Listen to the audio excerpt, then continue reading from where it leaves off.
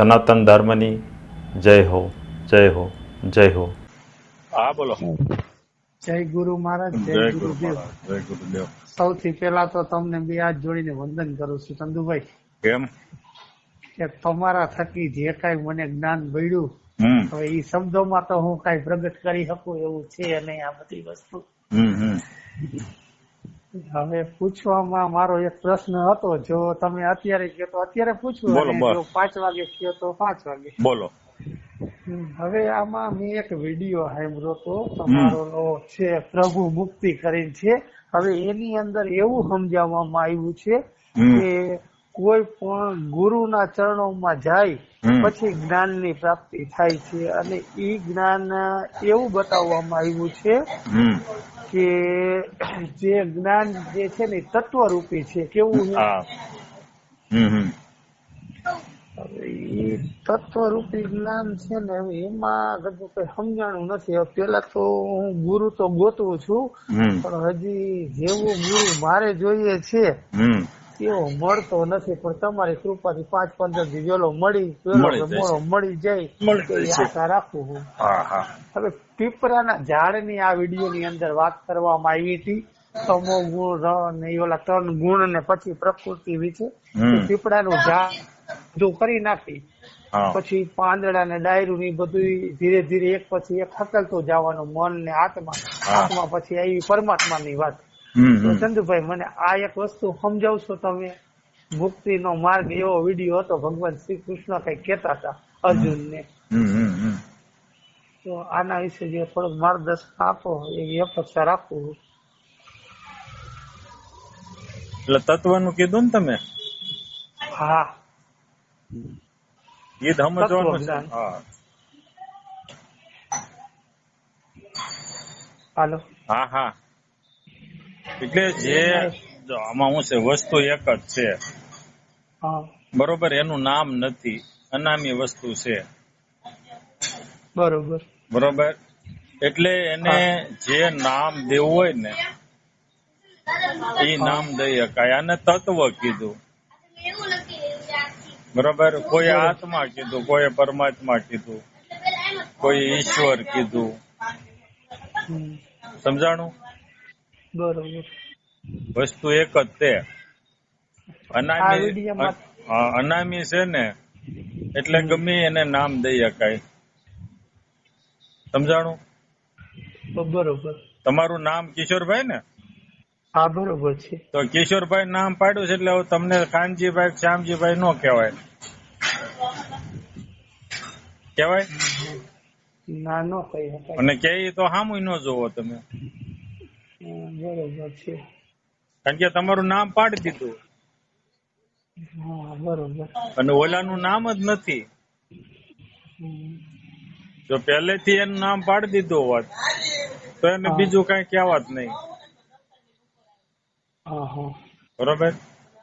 એટલે જે તત્વ કયો, આત્મા કયો, પરમાત્મા કયો, ઈશ્વર કયો, નિજ ઘર કયો, નિજ નામ કયો, જે કેવું હોય એ એને કહી શકાય. તમે જે સમજાયું ને એ વસ્તુ બરોબર, એ મને મગજમાં ઉતરી. હમ વિડીયોમાં એવું કીધું હતું હમ કે પરમાત્મા થકી આત્માની ઉત્પત્તિ છે એમ. આત્મામાં મટી જાય તો પરમાત્માની પ્રાપ્તિ થાય.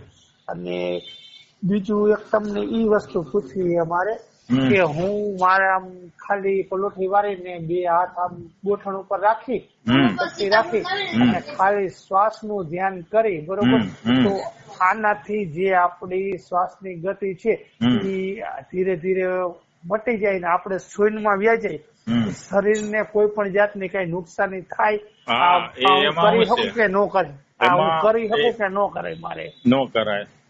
નહીં ને? હા, ના, સારું. ન કરાય. ખાલી મન ને સૂક્ષ્મ થાય ને હા, એટલા માટે બહુ આગળ નહીં જવાનું. બરોબર. કાં તો જો તમારી પાસે નામ હોય બરોબર તો એ રામ રામ કરો, રામ હોય કૃષ્ણ હોય કે રામ રામ કરો. અથવા હા, કાંઈ ન હોય તો ખાલી શ્વાસ ઉપર ધ્યાન રાખો. બરોબર. શ્વાસ આવે છે જાય છે અને જોયા કરો, બીજી કઈ માથાકૂટમાં નહીં પડવાનું. હમ, હમ. બરોબર.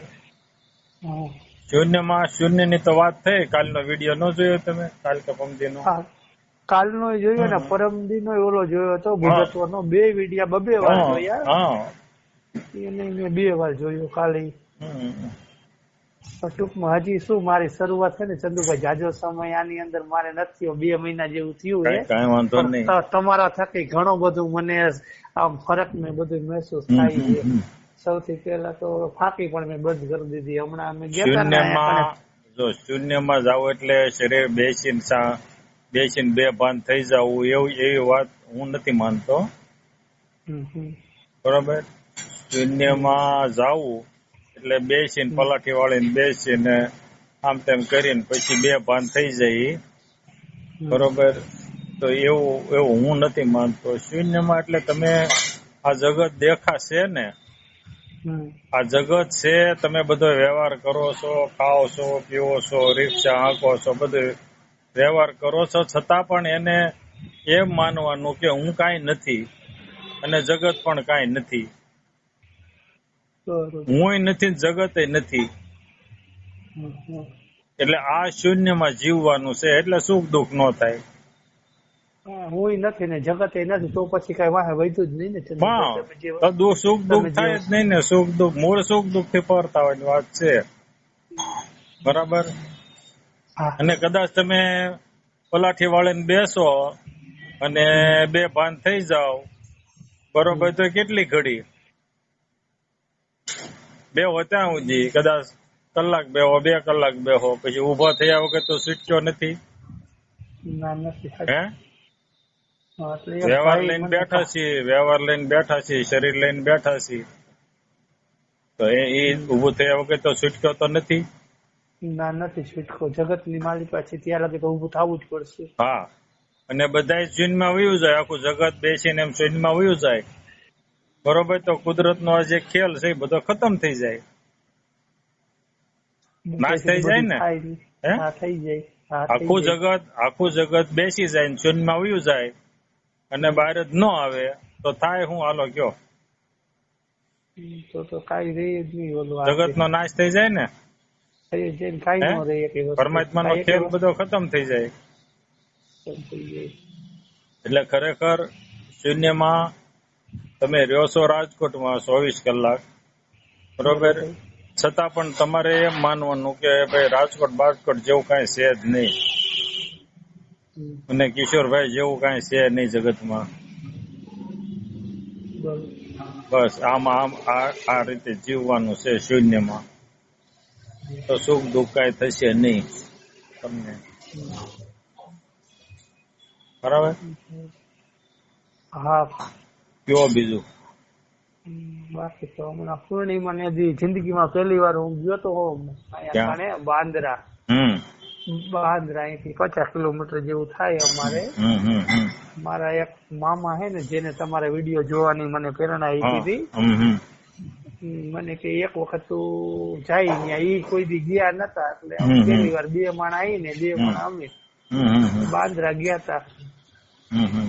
સત્સંગમાં બેઠા, રાતે 3 વાગ્યા લગી બેઠા. પછી હું આવતો રહ્યો. કાલ મારા મામા આવ્યા હતા એટલે મેં એને વાત કરી હતી.